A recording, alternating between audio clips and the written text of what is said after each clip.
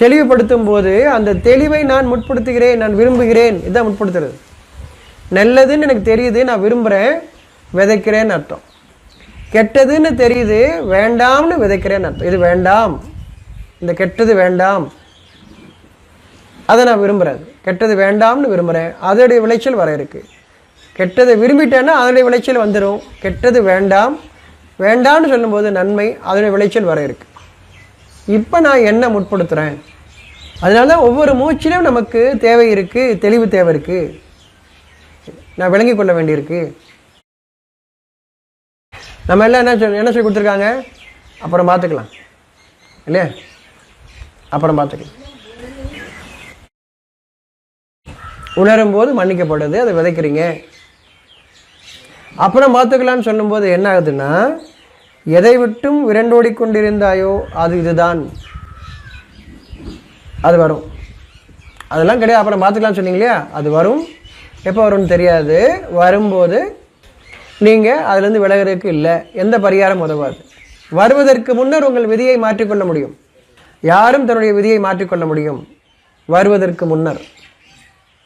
வந்துருச்சுன்னா நீங்கள் அதில் இருந்து கடந்து தான் வரணும், பொறுமையோடு இருக்குதான்.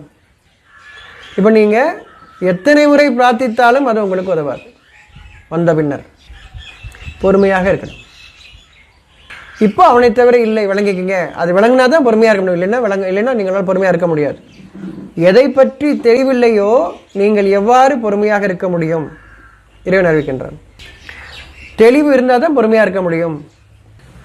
தெளிவு கொடுக்குறான், அப்புறம் தான் பொறுமையாக இருக்க முடியும் சொல்கிறான். தெளிவு தராமல் பொறுமையாக எப்படி இருக்க முடியும்? இருக்க முடியாது இல்லையா? அப்போ நம்ம தேட வேண்டியதெல்லாம் தெளிவு. தெளிவுக்கான கேள்விகள், சிந்தனை தான் கேள்வி என்ற சிந்தனை. அதுலேருந்து கிடைக்கக்கூடிய தெளிவு. இப்போ தான் நம்ம பொறுமையாக இருக்க முடியும். வெறுமனே வார்த்தைகளில் நான் அமைதியாக இருக்கேன், சமாதானமாக இருக்கிறேன், சமாதானத்தை விரும்புகிறேன் இல்லை. தெளிவு இல்லாமல் எப்படி சமாதானம்? அந்த தெளிவுக்கு சிந்தனை செய்ய வேண்டியிருக்கு. சிந்தனையில் கேள்வி, கேள்விக்கான பதில் வேதத்திலிருந்து. எந்த ஒரு நற்சொல்லும் வேதத்தில் இல்லாமல் இல்லை. அதில் நல்வாக்கு யாவும் இறைவனுடையது, யாருடையதும் இல்லை. நல்வாக்கு யாவும் இறைவனுடையது. அது நமக்கு தெளிவு தருது. புரியல? நாம் வாழும் காலம் எல்லாம் மன்னிக்கப்பட்டிருக்கோம்.